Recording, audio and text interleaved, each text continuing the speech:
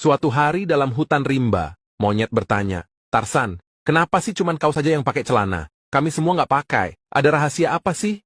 Tarsan menjawab, nggak ada rahasia-rahasiaan.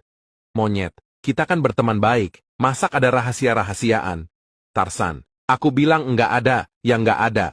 Monyet tidak puas dengan jawaban Tarsan. Jadi dia mengajak kawan-kawannya ke pondok Tarsan dan mengintai untuk mencari rahasia Tarsan. Seperti biasa, sebelum mandi Tarsan mesti buka celananya. Itulah satu-satunya celana dia. Begitu lihat Tarsan yang bugil, monyet pun ketawa sampai sakit perut. Monyet berkata, pantesan saja dia pakai celana. Rupanya dia malu sebab ekor dia ada di depan, pendek dan buntet lagi.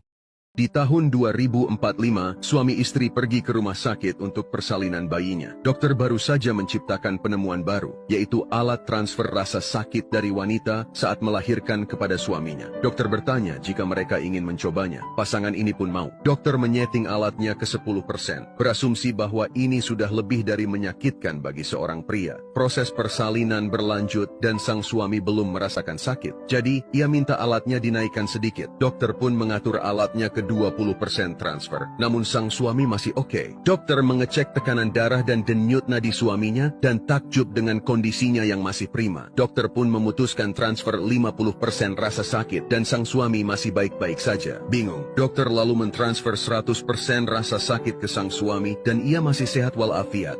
Saat bayinya lahir, pasangan ini bersuka cita dalam syukur dan sehat. Sesampainya di rumah, ada berita duka cita. Pak RT baru saja wafat. Kebaktian duka cita untuk mengenang seorang istri yang baru saja meninggal baru saja selesai. Lalu beberapa orang diminta menggotong peti jenazah itu menuju ke pekuburan. Tetapi saat hendak keluar dari gereja, tanpa disengaja, peti itu menyenggol tembok dan jatuh terbanting dengan keras. Para tamu terkejut semuanya karena mereka mendengar suara dari dalam peti jenazah itu. Ternyata sang wanita masih hidup dan bertahan hingga 10 tahun kemudian. Nah, 10 tahun kemudian sang istri meninggal lagi. Kebaktian duka cita berlangsung di tempat yang sama. Saat selesai kebaktian, ketika peti itu hendak digotong keluar gereja dan menuju pemakaman, si suami berteriak-teriak, "Awas tembok! Awas tembok!" Pada suatu hari, seorang pemburu tersesat di hutan belantara. Udah berputar-putar di sana selama 5 bulan, tidak dapat juga jalan keluarnya. Merasa putus asa, dia berpikir untuk menyerah. Tiba-tiba dari kejauhan dia melihat ada seorang kakek-kakek. Kemudian dia menghampiri kakek itu dan bertanya, "Kek, tolong bantu saya. Jalan keluarnya arah mana? Udah 5 bulan saya tersesat di hutan ini."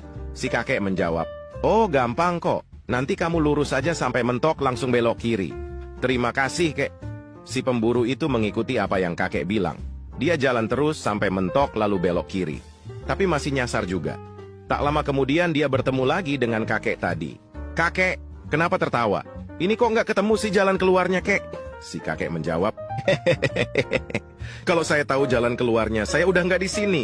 Ada seorang preman bernama Ucok. Dia sangat ditakuti dan terkenal dengan tato cicak di lengannya. Dan katanya dia jago dengan seni bela diri. Suatu malam saat hendak pulang ke rumah, ia berpapasan dengan 4 orang pria di jalan. Merasa dilihatin, ia pun tersinggung dan langsung menghentikan mereka dan berkata, "Apa lihat-lihat lu? Nggak tahu siapa gua, hah? Gua preman di area sini." 4 orang tersebut marah dan terjadilah baku hantam. Akhirnya mereka berempat dibuat kerepotan oleh Ucok dan harus pergi ke rumah sakit untuk mengantar Ucok yang babak belur. Seorang wanita ingin menguji apakah suaminya benar-benar mencintainya atau tidak. Dia menulis surat menyatakan dia bosan padanya dan tidak ingin tinggal bersamanya lagi. Setelah menulis surat itu, dia meletakkannya di atas meja di kamar tidur dan kemudian bersembunyi di bawah tempat tidur. Ketika sang suami pulang, dia melihat surat itu dan membacanya. Setelah selesai membaca, dia mengambil pena dan menulis sesuatu di surat itu. Lalu dia mulai berganti pakaian sambil bersiul dan menari. Dia tampak sangat gembira. Lalu dia mengambil teleponnya dan berkata, "Hai sayang, aku baru aja ganti baju. Sebentar lagi aku ke rumahmu." Si bodoh itu akhirnya menyadari bahwa aku selingkuh. Aku bahkan tidak menyukainya sama sekali. Aku senang dia sudah pergi. Kita akhirnya bisa bersama. Dia menutup telepon dan keluar dari kamar. Sang istri mendengar pintu depan ditutup, suaminya pergi. Dia keluar dari bawah tempat tidur dan mulai menangis memikirkan bagaimana suaminya bisa melakukan ini padanya. Dia kemudian memutuskan untuk membaca surat itu dengan mata berkaca-kaca. Isi suratnya, "Kaki kamu kelihatan bodoh. Aku keluar sebentar beli roti." Sore itu seorang ibu menyuruh anaknya yang bernama Bagas untuk membeli telur 1 kilo di warung. Namun sudah hampir 2 jam Bagas tak kunjung pulang. Tiba akhirnya ketika Bagas pulang, si ibu langsung memarahinya. Bagas, ibu tidak menyuruhmu main ya? Masak beli telur aja sampai 2 jam. Kemana saja kamu ini? Bagas tidak main, Bu. Tadi di depan warung, Pak RT kehilangan uang. Hampir 2 jam dia mencari dan tidak menemukan uangnya. Loh, terus kamu bantu Pak RT nyari uangnya? Ya enggak lah, Bagas hanya berdiam diri saja, Bu. Kurang ajar ya kamu jadi anak. Terus kenapa hanya berdiam diri saja dan tidak membantu Pak RT? Soalnya uang Pak RT Bagas injak. Sepulang sekolah Budi terus saja melihat kaki ayahnya. Karena merasa penasaran, ayah Budi bertanya padanya, "Kenapa kamu terus saja melihat kaki ayah? Tadi di sekolah ibu guru bilang, surga berada di bawah telapak kaki ibu," jawab Budi. "Lalu kenapa kamu selalu memandangi kaki ayah? Bukannya kaki ibumu?" sahut ayah Budi. Kemudian Budi bertanya lagi pada ayahnya, "Ayah, kalau surga di bawah telapak kaki ibu, apakah neraka berada di bawah tapak kaki ayah?" Dengan rada kesal ayah Budi berkata, "Sebelum neraka ini mendarat di muka kamu, lebih baik kamu tolong ibumu di dapur." Ada seorang pria mencuri lebih dari 10 miliar dari bank. Dan setelah seminggu berlalu, polisi menemukannya di rumahnya dengan wajah dingin. Pria itu hanya diam ketika polisi bertanya tentang peristiwa pada 6 Juli. Upaya polisi tersebut untuk mengetahui tempat dia menyembunyikan uangnya. Tapi pria itu tetap bungkam. Setelah melakukan pemeriksaan yang lebih detail, ternyata pria tersebut tuli dan bisu. Akhirnya penerjemah bahasa isyarat terbaik dipanggil untuk menerjemahkan pertanyaan-pertanyaan petugas dengan menggunakan bahasa isyarat. Lalu petugas menanyakan aktivitas tersangka pada tanggal 6 Juli. Penerjemah menjelaskan bahwa pria itu mengaku merampok bank dan mencuri lebih dari 1 miliar. Ketika ditanyakan di mana dia menyembunyikan uangnya, mereka berkomunikasi melalui bahasa isyarat selama sekitar 30 detik. Kemudian dengan senyum di wajahnya penerjemah berkata, "Pak, pria ini bilang, dia lebih memilih mati di penjara daripada memberitahu kita.